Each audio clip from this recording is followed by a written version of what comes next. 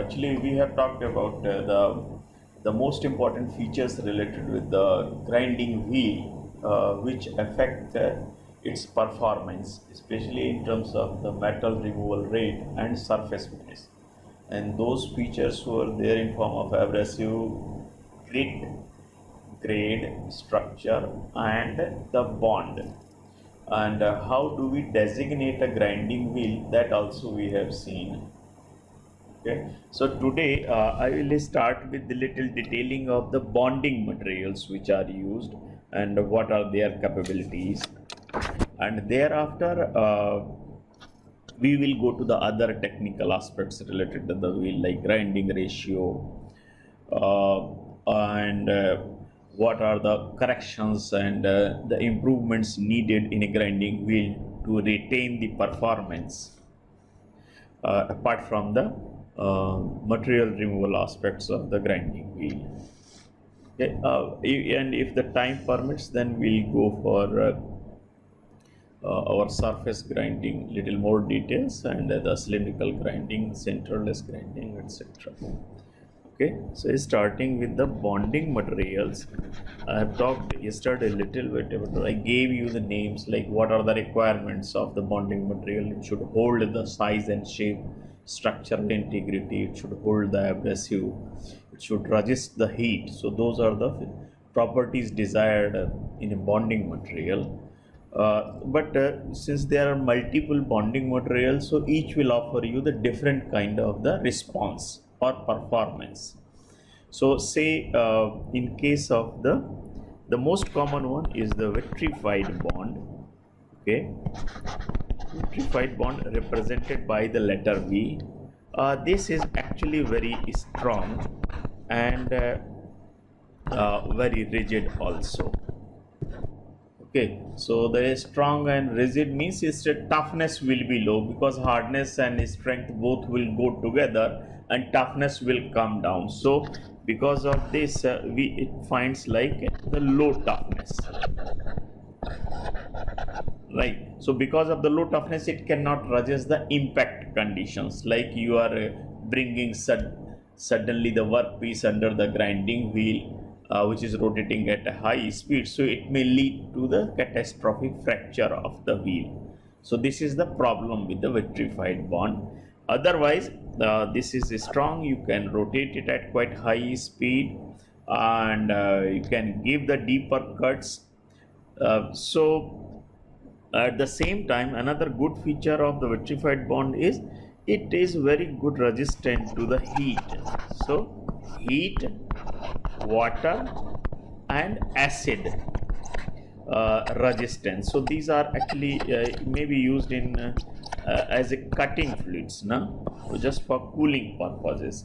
So the heat will be generated during the grinding, so it resists the heat very well. It doesn't yield and deteriorate very rapidly under the heat. So heat resistant, water and acid resistant. This is very good in that way. Then the next bond is the resinoid bond. Resinoid bond, primarily the phenolic resins are used in the resinoid bond, and this is used for, you can say, the maximum speed grinding wheels. So it offers very high speed of the grinding wheel. So that's a very good feature, because for certain high speed conditions and for high cutting conditions and very fast grinding operations, if you are using very high cutting speed, a high speed of the grinding wheel, these are fit for that. So as high as 16,500 feet per minute is the kind of speed which can be. Please mute yourself. Hello, please mute yourself. Okay. So this is the highest possible cutting speed which can be realized in the resinoid bonds. Okay, and primarily these resinoid bonds are used for the rough grinding. uh, and grinding wheels are also used for the cutting purposes. Okay, so cut off operations, like thin 1 mm uh, thick grinding wheel will be used for cutting purposes. So cut off operations at a high speed that can be realized using these resinoid bonds. Okay, it is represented by the letter B. Then there is a silicate bonds. This is also called water. This is water glass basically. When the grinding wheel is made of the water glass, it generates the minimum possible heat. So this is good, like those metals which can get thermally damaged. So for their grinding, the silicate bonds can be used to take the benefit of the minimum heat generation feature of this. And another good feature is this: it dislodges, this bond dislodges the abrasives easily. So easy abrasive dislodging. Okay, so that is a typical feature of the soft bonds. So you can say for developing the soft grade wheel, this can be used. And because of this delicate nature, soft and minimum heat generation, not very sturdy, so it is good only for the low surface speeds. So that is what is expressed as a, like say, this is good only up to 4,500 feet per minute. Okay, this is actually expressed as a SFPM, surface feet per minute speed. What is this surface feet per minute speed? Say this is the wheel root of the diameter, say D, okay, rotating at n rpm.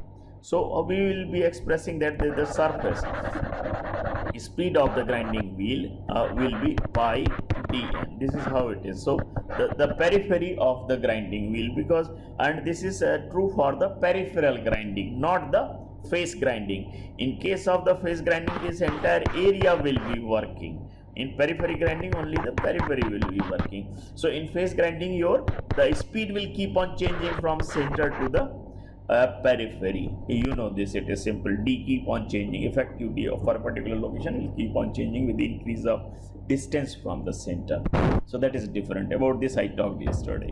Okay, so so this is good only for the low speed conditions, say 4,500 feet per minute of the surface speed. The next is say shellac bond. Shellac bond, this is used for extremely good finish. So for smooth finish or for fine finish operations, the shellac bond is used, and this is typically used, say, for finishing of the crankshafts or crank pin. Similarly, it is also used for cutlery and surgical equipment finishing. Okay, next, so shellac bond is designated using the letter E. Okay, and silicate, I have missed, silicate is represented using letter S. Then we have the rubber bond. Okay, rubber bond are as its its character, it is tough, strong, and it offers lot of flexibility as well. So rubber bonds offer toughness and a good combination of the strength as well, and these are good for cutting purposes, cut off operations or cutting purposes, and also in case of the, like say, centerless grinding, where there is impact and the situation is not that stable. So because of the toughness, this is good, so it can handle the impact of sudden loading of the wheel during the operations. It's also used for fine finish surfaces, like typical example is bearing surface, where good surface finish for smooth movement of the ball bearing is needed. Okay, so rubber bonds are expressed as letter using designated as a letter R.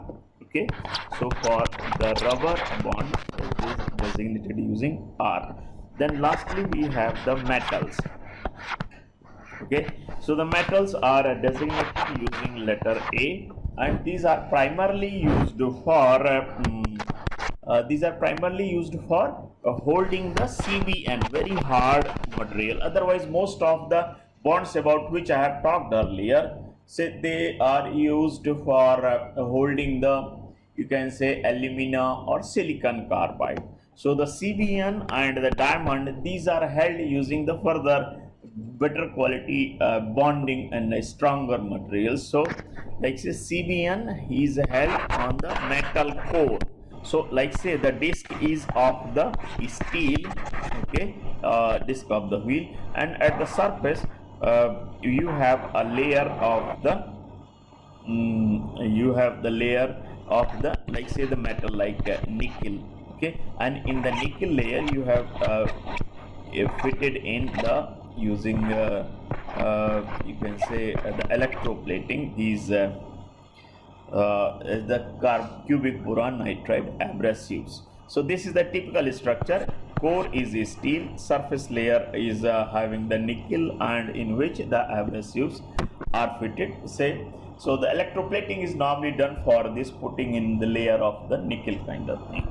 Okay, so this is about the typical applications of the different types of the bonds. So there are different shapes of the grinding wheel, about which I will talk a little later. So wheel or grinding wheel shapes. So there is a simple, like say the simplest one is a straight, where there will be a central hole in disc shape.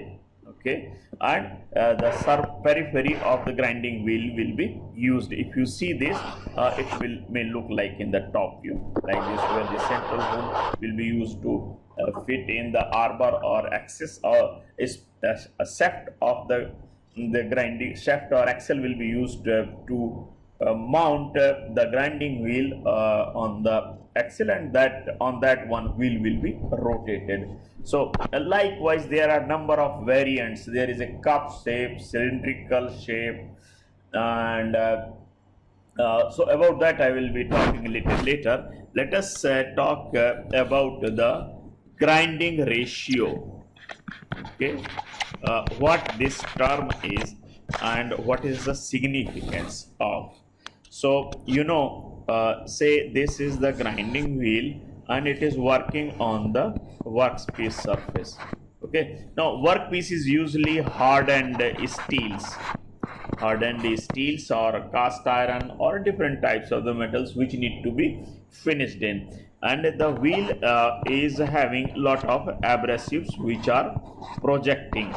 Okay, so the wheel will be rotating at a high speed, and with the shearing action gradually the material will be removed, and all surfaces, the entire surface of the workpiece will be smoothened or finished.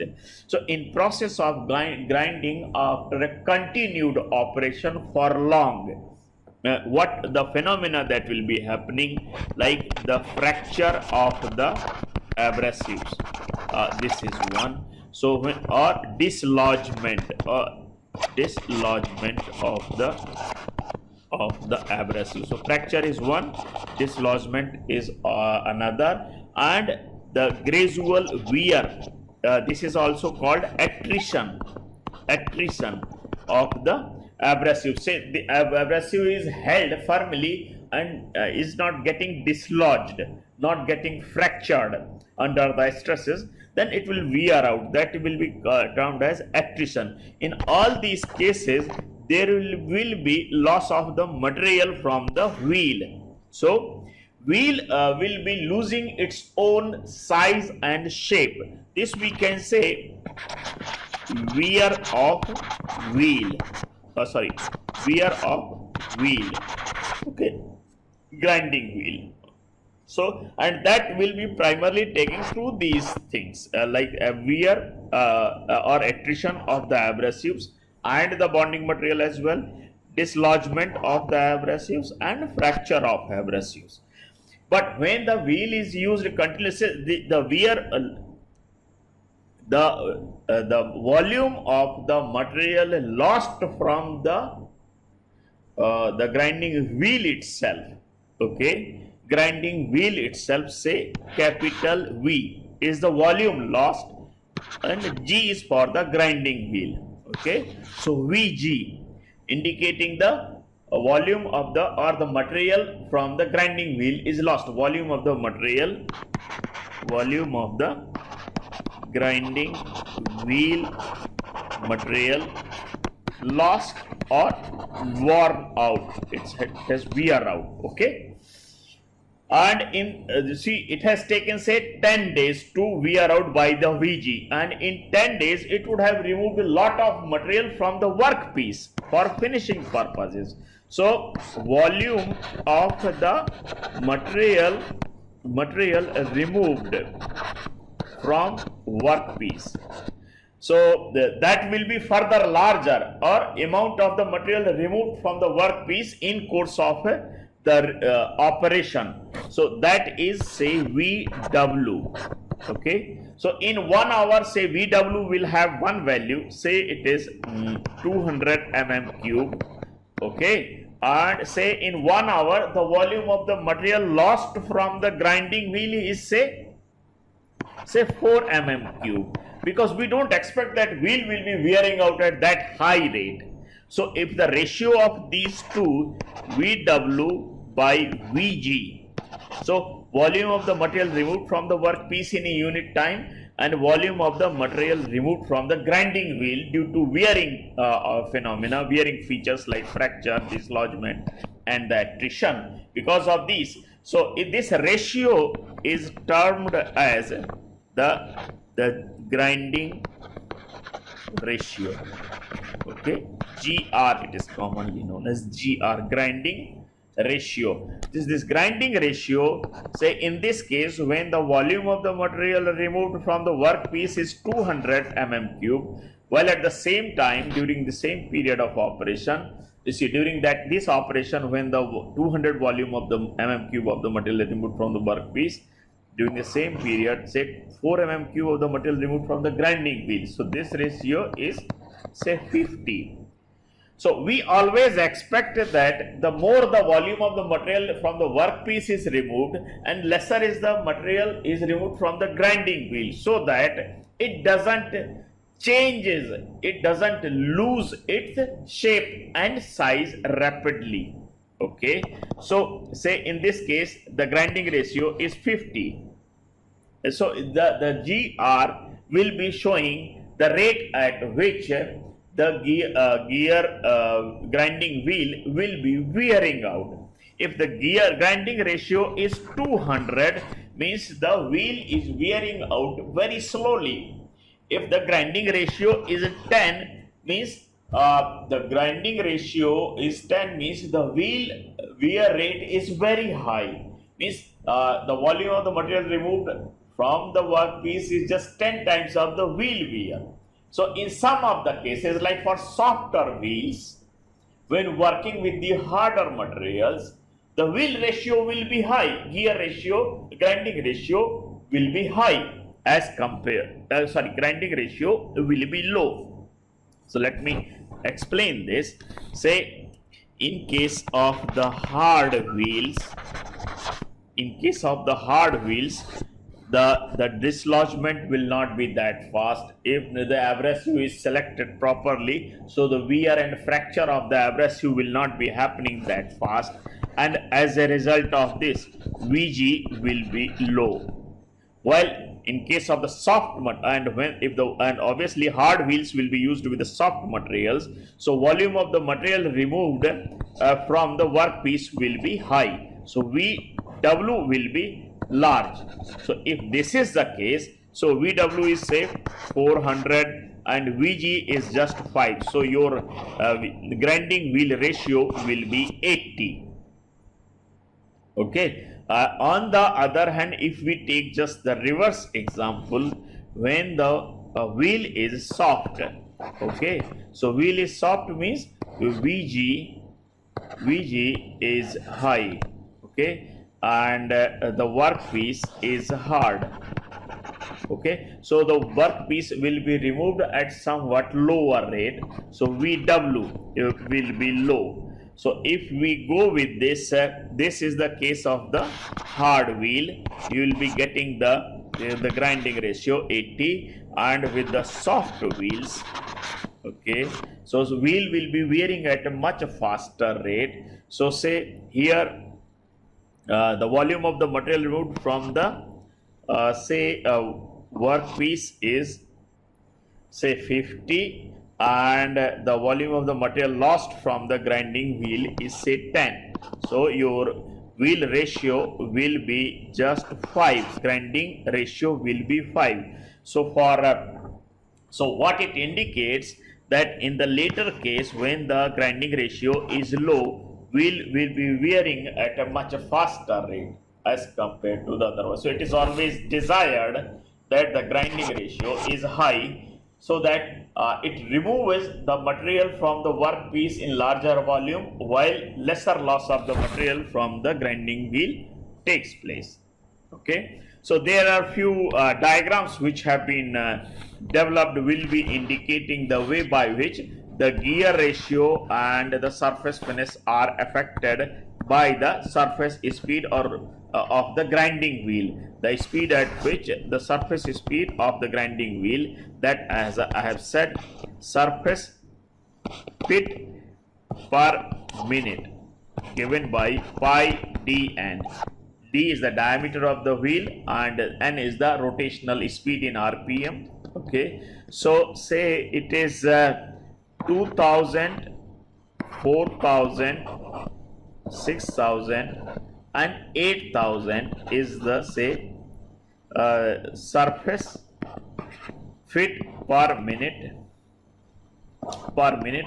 speed of the grinding wheel. So you can say wheel speed, okay, and in this in the y-axis we have the grinding ratio, say 0, say 10, 50, 100, or even it can be 200 also, okay, like this.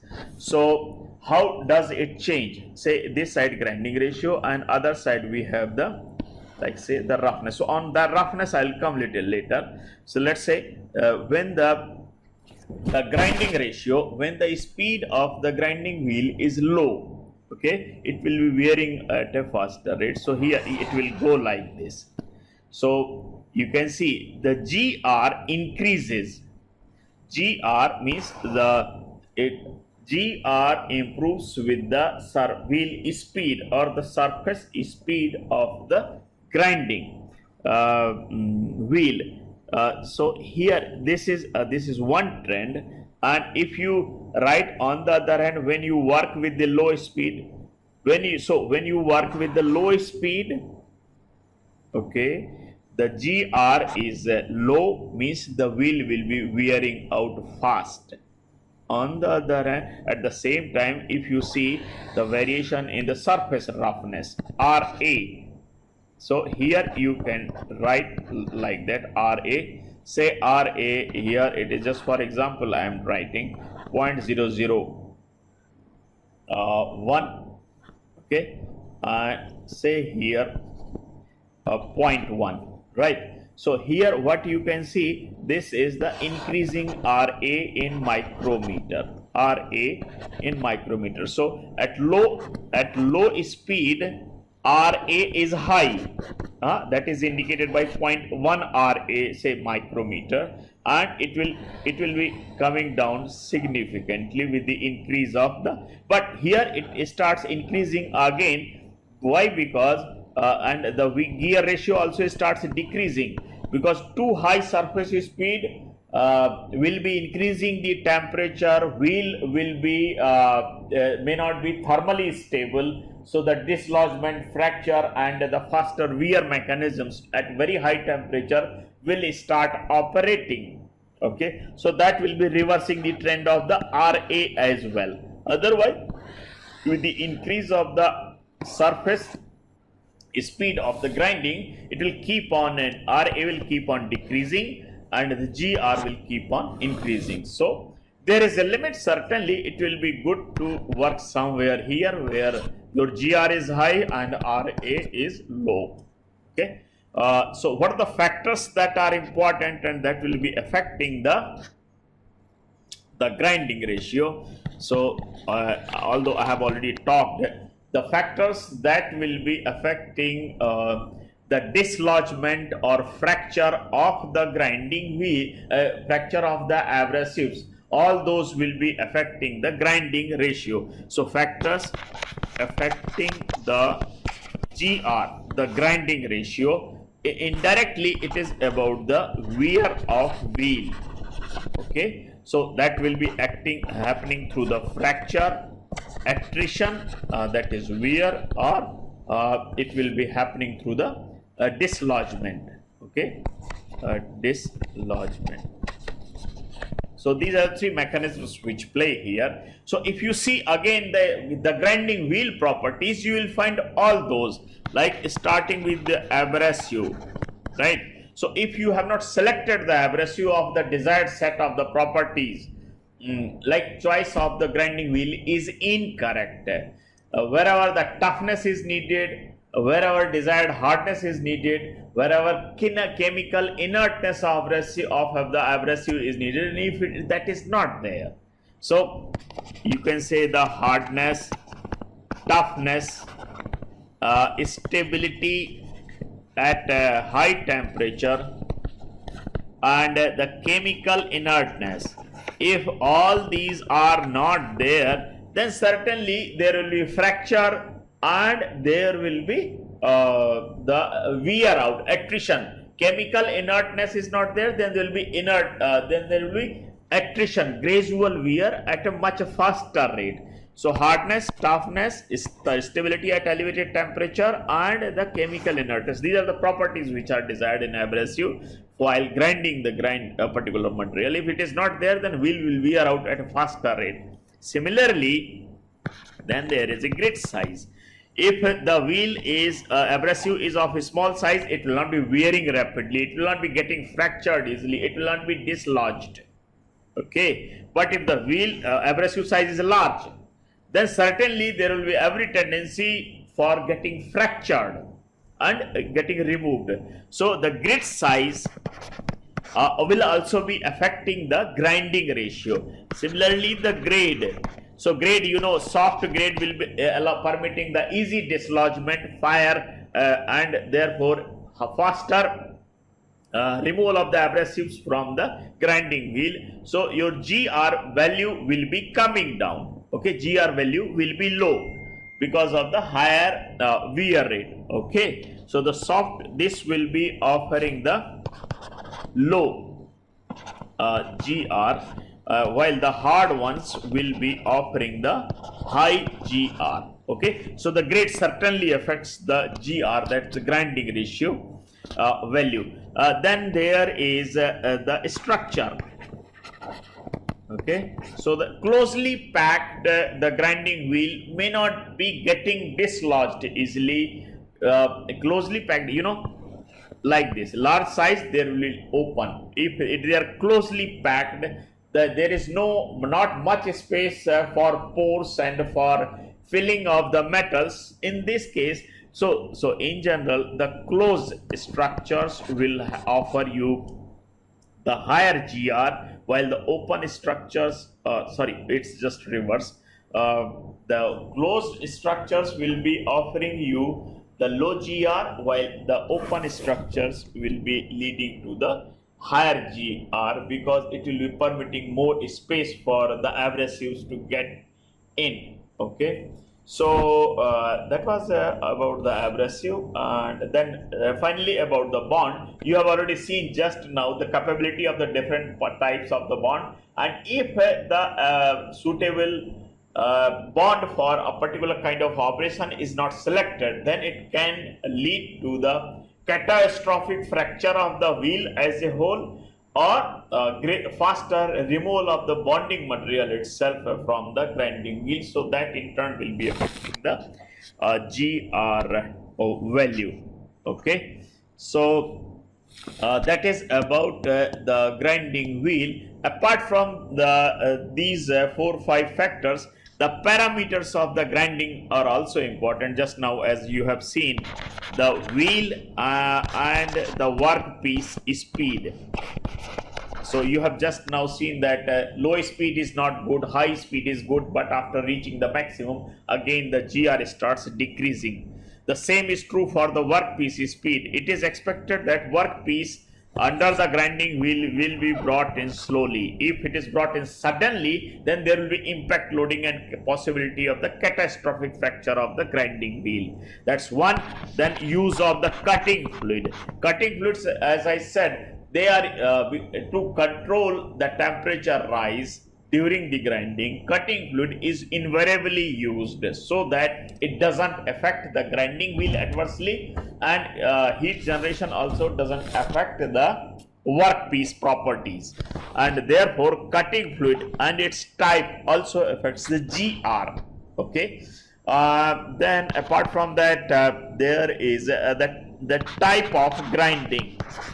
Okay, this is primarily related with the stresses induced at the grinding wheel surface and the workpiece interface. So like say, if it is the face grinding, entire surface of the grinding wheel will be in contact. Okay, so the large area of the wheel is in contact. But if you see, so this is the case of the surface grinding. Okay, using the face grinding approach. But on the other hand, if you see the peripheral grinding, the contact area is very small, and this area is further smaller in case of the cylindrical grinding. Say this is the workpiece and this is the wheel, so the contact area is further small. So it depends. So interfacial contact stresses, whenever these are high, the wear rate will be high. So the minimum contact stresses will be there in the case of surface grinding, especially in the face grinding, and somewhat lesser, somewhat more contact stresses in case of the surface grinding in the peripheral mode of the grinding, and then for these will be higher, or you can say highest here in case of the cylindrical grinding, where the contact area is very small. Okay, so the stresses will be more like localized, and the abrasive grains and the bond will be experiencing the higher level of the stresses. So the type of the grinding also affects the grinding ratio. Okay, now coming to the few very common and very important terms, okay, so which are extensively used in the grinding. Let me talk of few things. Just I said that there is the gradual loss of the material from the grinding wheel. So how does it occur? What are the stages? So you can say wheel wear volume. So how this volume loss from the grinding wheel takes place as a function of time during the service. So if you take anything which is very new, it will have the greater tendency, it will wear out at a faster rate initially. So the graze and the rate of the wear initially will be at a faster rate, but this wear rate will keep on decreasing as a function of time. You must have seen, you buy new thing, buy new car or motorcycle, people will say that don't overload this, don't use it at a high speed, because in the initial stages there will be just like say conditioning of the system which will be taking place. So to have the proper life and proper functionality of the new thing, initially these are used in very in very proper way. Okay, so gradually, if you see, this wear rate becomes constant. So this is called useful life portion. Okay, this is the initial stage. Okay, this is the initial phase. So initially, where surface asperities, irregularities, sharp edges, all those things will be getting removed. Then there is a useful life, and once the useful life portion is over, it will be wearing out at a faster rate. So this is third stage. So you see, in this, due to this wear of the grinding wheel in the stage 2, initially it's fine. It will not be affecting the things functionality much, but you see, in the stage 2 there will be significant loss over a period of time. Say you have used a new, and after 1 month, if you see, this condition will be completely different. So initially it was perfectly round, but after 1 month, you may find that it has taken shape like this. So if the wheel has changed its size, its shape, okay, at the same time, few other modifications happen. Like initially the wheel had perfectly projecting fine sharp edged abrasives all around its periphery. Okay, gradually, during the during the grinding, these abrasives, either they will get rounded off, okay, like this, or the spaces between the abrasives will get filled in by the metals, like this, metal removed from the grinding, from the workpiece. So all these spaces between the abrasives will be filled in, okay, by the chips or the metal which is removed. So the filling in of the cavities, like say this entire gap between the abrasive is filled in by the chips. This feature I told you yesterday, it is called loading. So the gaps between the abrasive is filled in, so there is no chip space, basically a space where chips can find some space. So no chip space. Okay, so if the chip space is not there, then cutting effectiveness of the abrasive is reduced. So the point here is, there are 2-3 things that are happening in this useful life phase due to the wear of the grinding wheel. The first is cutting ability of the wheel is reduced. Cutting ability is reduced. Why? Because rounding off of the abrasives, and this loading, like the gaps is being filled in. Okay, this is one thing. Then second thing that happens, that the shape gets modified. Earlier it was perfectly round, now it has become somewhere from somewhere, because removal of the material will not always be uniform around from the periphery or from the face, but it will be more at one place and less from other places, because nothing is perfectly uniform and perfect. So more at one place and less at other place. So this will be leading to the change in shape of the wheel. So somewhere when the shape gets modified to such an extent that somewhere the more loss of the material, some more at one place the more material is removed from the workpiece, at another place less material is removed. And as a result of this, so due to the shape modification, and rather due to the more roughening of the surface of the wheel, if the wheel surface itself have got roughened due to the shape modification, then the workpiece finish is compromised, finish is reduced, means RA gets increased. So there are two things which are happening. The cutting from the wheel is reduced, that's one, because of the reduced cuttability. The roughness of the grinding offered by the grinding wheel during the grinding is increased. Okay, so because of these two, you will not be able to realize the desired finish, which was the purpose of grinding, and also you may not be able to realize the desired tolerance, close control over the dimensions. And if these two things are happening, then the purpose of the grinding wheel is lost. Okay, so now due to the irregular loss of material from the grinding wheel surfaces, it has lost its shape, it has lost its cutability. Okay, so now you need to bring it back. Okay, so see, the grinding wheel, if it has become of shape like this, so what you need, again you need to make it a perfect circular. So like bringing back or refurbishing or repair or giving the shape, circular shape to the grinding wheel again with fresh cutting edges, this is needed. Like say, again the shape is restored.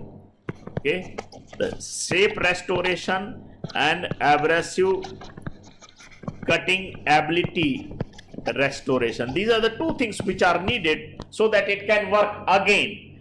To realize these two things, that it is made of the circular section again, okay, and its periphery again has those sharp edged abrasives again with the fresh and renewed cutting ability, we need to do the dressing of the wheel, dressing of the grinding wheel. Okay, so there are two things which are done. The one is called a dressing, just to provide the new sharp cutting edged abrasives, and when the shape has lost, you see, earlier it was completely circular, now it is not so. So again the shape is restored, and for that we use the term truing, T-R-U-I-N-G, truing. Okay, so the dressing is about restoring its cutting ability by resharpening the abrasives, and the truing is the restoration of the shape. Okay, so that again it regains the circular shape. So this is what is called, so there are two things which are done to restore the cutting ability and the shape. So restoration of the cutting ability is done how?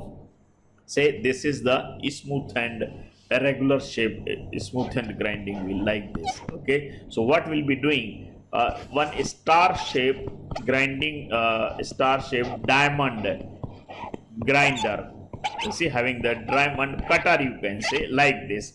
It is pressed, so it is pressed against the grinding wheel. So this is the grinding wheel with the smoothened surface, smoothened surface with the limited cutting ability. If this is the case, you need to restore its cutting ability. So the diamond grinder, okay, that will be pressed against the grinding wheel, whose cutting ability is to be restored. So these the cutting points of the dressing grinder will be removing the material from the grinding wheel, like it will be cutting the abrasives themselves. And once it is cutting the abrasives themselves, means it will be making the marks like this, which will be inducing the cutting edges in the wheel again. So basically cutting the abrasives and the bonding material to induce, to regenerate its cutting ability, to restore its cutting ability. Okay, so the diamond cutting grinding wheel, diamond grinding wheel or CBN grinding wheel having the harder abrasives, they are pressed against the common conventional grinding wheels. So since the diamond and CBN, they are much harder than aluminum and silicon carbide, and the bonding material also. So when such kind of the grinding wheel is pressed, okay, against the wheel which has lost its cutting ability, So these new cutting edges are generated, and so the cutting ability is restored. This process is called dressing. Okay, and when you continue to do the dressing for longer time, okay, so it's irregular shape of the wheel.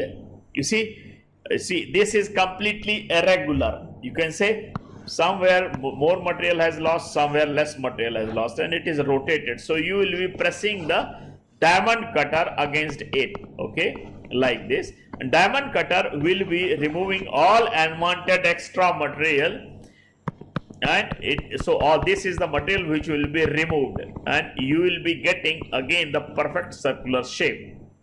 So just like any cutting operation where like say initially if so this is the, you can consider this as a workpiece itself which is of the irregular shape, and you want to give the circular shape, make it cylindrical. So we'll be using the diamond grinding wheel which will be pressed. So all unwanted extra material will be removed and only the circular shape will be left.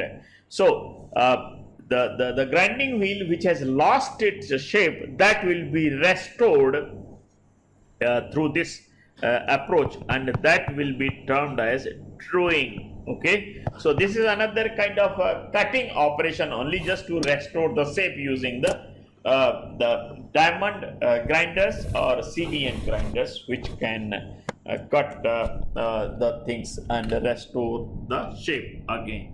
Okay, so I think let me see. So let me show you some of the diagrams. Hopefully that will be more helpful in understanding what I have just explained. So I'll be using the PPT, right? So when the wheel loses its geometry, now we need to restore its original shape. That is called a truing. Okay, so for this purpose, you see, the truing grinds a small amount of the material to expose the new grinding media. That's the diamond grinding wheel, and the new cutting edges on the worn out wheel. Those will be restored as the grinding wheel is used to tend to become the loaded. So that's a loading only. So the truing and dressing both will be removing the loaded material of the chips which is there in the grinding wheel open spaces. So the dressing is used to remove the lodged or worn out the grinding wheel surfaces. So this is just a little difference. So in truing, these are the different things which are done and how it is done. Okay, so you can see this is the say the grinding wheel, and this is the root. This is pressed against the grinding wheel for you can say for truing purposes, and similarly this is the say diamond roller, and it is pressed against the grinding wheel. So there are different ways. This is the like diamond block, and the against it is moved against the grinding wheel. So before truing, it is like say a regular shape like this, and after truing it becomes the perfectly circular shape. So there are different methods. That's the point actually. You can see it can be, see in these cases no cross feed is needed, but when a cross feed may be needed in these kind of cases where the width is more and the diamond block or roller is small. Okay, so that's about the truing, and the dressing is also same thing. Like say this is the cutter or the diamond wheel which is pushed against the grinding wheel which is rotating. So it will be removing, like say it will be removing the material from the grinding wheel and making it perfect like this. So after truing it becomes like this, and after dressing you can see the abrasives will abrasives will regain its sharp cutting edges, and all loaded material of the chips that will get removed. Okay, so this is the simple thing. Okay, so I want to show a little more. Okay. This is about the shapes of the grinding wheel. See, there is nothing like technicality. This is just information only. So there are different shapes of the grinding wheel. I've talked about this one where this is simple disc shape or it is called a straight. Okay, there is a central hole which will be used to mount the grinding wheel will be mounted using this hole into the axle or the shaft. Okay, so this is the wheel thickness, and this is the recessed grinding wheel where some kind of the recess is given both the sides. Okay, and this will be used for firmer grip, for further and better gripping of the wheel using some metallic strips. So the metal frame with the abrasive in case of C, that's this. So here this is the typical one where it is for like say CBN or diamond fitted in the metallic wheel. Like I told you, there is a metallic bonding material also. So in those cases, this kind of the wheel is used, and this is like say abrasive cut-off wheel. So the grinding wheels are also used for cutting purposes. So these wheels are extremely thin in width, maybe 1 mm or so. Okay, so the cutting is performed especially for very hard metals, and hard facings are cut using the grinding wheel of this kind. Then there is a cylindrical grinding wheel with a large open space for mounting on the shaft, and this is the face of the grinding wheel. Then this is a straight cup grinding wheel. Okay, and this is flare cup grinding wheel. So depending upon the shape of the object whose grinding is to be done, the different types of the there are different shapes of the grinding wheel. Okay, I think that's all. About this, let me explain this one about the central grinding kind of thing. I have already talked. Where this is called cylindrical. This is basically cylindrical grinding where the workpiece. Sorry. You see, yesterday I talked about surface grinding and the cylindrical grinding. Surface grinding is of two types. One is peripheral, okay, and another is face grinding, right? Face grinding. And the cylindrical grinding is also of the two types. One is center type and another is centerless. Okay, center type and the centerless grinding. So in the center type grinding, like this is the axis of the grinding machine. This is the, like say, live dead center, and this is the live center, and between this the workpiece is mounted like this, and this is the grinding wheel which will be rotated. So everything is fixed and rotated at a particular center. Okay, so when the workpiece is held in particular position or axis like this, this is the axis of the workpiece and this is the axis of the grinding wheel. Okay, so wheel is rotated, there's the workpiece which is rotated, and the movement is given. So in this case, if you see, the workpiece is longer and wheel width is very small. So let me explain this little bit, although I should have used the whiteboard, but anyway, let's say. So when this is the workpiece, okay, and this is the grinding wheel which is rotating, right? You need to grind entire surface. So workpiece, in this case, the grinding wheel will be moved, not just rotated, but say movement along the parallel to the axis of the workpiece will be needed. So this is called traversing. Okay, so there are two types of the grinding. One is called traverse grinding. Okay, because traverse grinding is used when the workpiece length is larger than the width of the grinding wheel.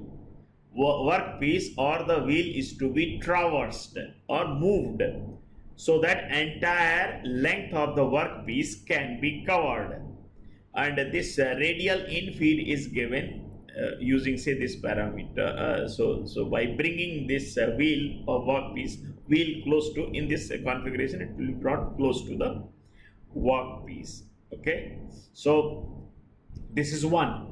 Then there is another one that is called plunge grinding. Okay, plunge cut grinding. Okay, plunge cut grinding. So when it is used, say in the plunge cut grinding, say the workpiece surface is like this. Okay, so workpiece surface is like this. So we'll be using the grinding wheel of the geometry like this only. Okay, grinding wheel of the periphery, having the periphery like this only, right? So similar geometry will be in the opposite side, right, like this. So this wheel will be rotated against the workpiece. In this case, there is no traversing. This is the workpiece and this is the wheel. So there just a radial infeed is given. Okay, so there is no traversing. This is primarily used for grinding particular kind of profile in the workpiece. So a particular profile is there, like in the gear grinding. In gear grinding, each gear tooth will be finished by a grinding wheel of the corresponding shape. Okay, so there is no need of the traverse movement. Only the infeed or the depth of cut is given. So infeed is given to the wheel. So this kind of the grinding wheel, there is no need of the traverse in this case in this type of the grinding, where wheel width is either more or similar to the length of the workpiece. There is no need of the traversing or cross feed movement of the grinding wheel or of the workpiece. In that case, just radial infeed is needed. That is called plunge cut grinding. Else it is called traverse grinding. Okay, these are the two variants of the center grinding of the center type cylindrical grinding. Center type cylindrical grinding is of the two types, plunge cut and traversing. Traversing is used for the situation where wheel width is limited and length of the workpiece is more. And when wheel width is more or the same as the length of the workpiece which is to be finished, then we use plunge cut grinding. In that case, there is no traversing. Okay, so this is the centerless grinding. In case of the centerless grinding, there is no fixing of the workpiece between the centers. There is no fixing. There is a grinding wheel, there is a regulating wheel, and between the two, workpiece is fixed like this. So there is a say grinding wheel, there is a regulating wheel, and there is a fixture like this. And between these two, workpiece is simply placed. So grinding wheel, regulating wheel, and workpiece. Workpiece is placed on a fixture simply without any centering. And then rotation, then the regulating wheel is pressed against the workpiece. Workpiece is so pressed against the grinding wheel. Okay, and so it is floating. Workpiece is freely floating between the grinding wheel and regulating wheel. Okay, so that's what this is the typical approach of the centerless grinding. In the centerless grinding, workpiece can be ground internally or externally without requiring the material to be mounted at the center, okay, or on the chuck. Workpiece rests between the two wheels, that is the grinding wheel and the regulating wheel, and one providing the grinding and another is providing just to regulate the speed of the grinding, regulation of the workpiece and its pressure. Okay, so that is what you can see here. What you can see here, this is the A. So B, this grinding wheel is A, I believe A, where it is A. One is the grinding wheel by God. So usually regulating wheel is larger in size than the grinding wheel. So one is the grinding wheel. This is the grinding wheel. Okay, this is the regulating. This is the workpiece 2. 3 is the regulating wheel. And okay, so you can say this is the grinding wheel. This is the regulating wheel, and between them workpiece has been placed. So a regulating wheel will be pressed against the grinding wheel. This is the direction of the rotation of the grinding wheel and direction of the rotation of the regulating wheel. So you can see here when the regulating wheel is pressed against the grinding wheel, so the grinding wheel surface will be interacting with the cylindrical surface of the workpiece. Okay, and that's how the material from the workpiece surface will be removed. But since it has a longer length, so entire cylindrical length of the workpiece should be passed through this gap between the regulating wheel and the cylindrical and the grinding wheel. So for this feeding is needed. So how this feeding happens, how this pipe, that's the traverse movement will be happening. Okay, this is the traverse movement will be happening in case of in the workpiece, because the wheel width, grinding wheel width and regulating wheel width is limited, and the workpiece is longer, and it is not kept at the center, it is not fixed in the chucks also. Okay, so what is done basically, say the grinding wheel is this, and this is the say regulating wheel. So C is the regulating wheel, is set at a certain angle like this, and the grinding wheel is say kept at a particular perpendicular like this. So there is a angle of axis of the grinding wheel and regulating wheel are set at a certain angle. It is just say 2 degree, 3 degree, 4 degree, depending upon the feed rate required in the workpiece, because when it is set at a certain angle, it pushes the workpiece to pass through the gap between the grinding wheel and the regulating wheel. So this angle of the tilt given to the regulating wheel helps to feed the workpiece through the surface of the grinding wheel. Okay, so this tilt, there is an equation also, probably if it is there I'll let you know. The grinding wheel, this is the wheel face, and the regulating wheel, and the workpiece is the D. Let me clear all this. So this is the wheel face, this is the workpiece, okay, and this is the regulating wheel, and this is the blade actually on which the workpiece is resting freely. Okay, and this is the angle of tilt. You can say the regulating wheel is set at a certain angle so that it can feed. For auto feed of the workpiece by tilting the regulating wheel at the certain angle, that is what is realized. Maybe I'll write the equation for this, how the tilt is helping. That will be that I will be doing in the next lecture. So in the centerless grinding, you can say here this is the centerless grinding. In the centerless internal grind, this is the centerless external grinding. External surface of the workpiece is being smoothened, and here you see the internal surface of this is the workpiece, and internal surface of the workpiece is being smoothened. So here we use 2 pressure rolls.